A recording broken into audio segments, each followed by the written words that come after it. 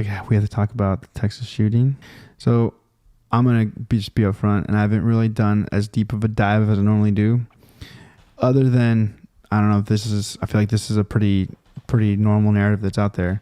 Why the fuck didn't the police go in? Have they explained that? So they said that the police made a mistake. It took them 50 minutes before they actually entered the classroom. SWAT was called. SWAT also didn't enter. It was a mistake. I saw, It was a very big. And that the parents that were like, "Fuck this," that went in, they got arrested. Yeah. They were like on the floor. They had tasers out and everything like that. But it literally heated me up because I have a brother that lives in Texas, and even though my nephew's not old enough to go to elementary, it really like. So if this is how you're gonna handle this situation, you know. This one's tough for me because what I don't like with all of this is there's always spins to make things political. Yeah. Right. You know me, I'm not like this. Who's Billy?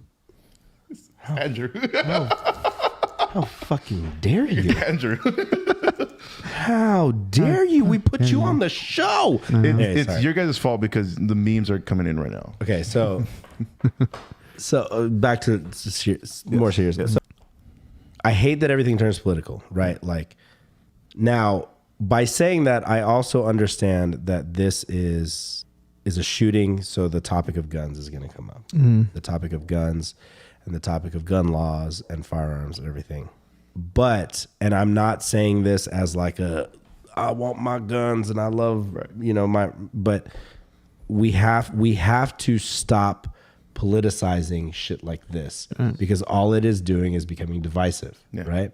I'm somebody who is pro-gun, right? I grew up in the South. I'm all for stricter. I mean, we have some of the strictest gun laws in California.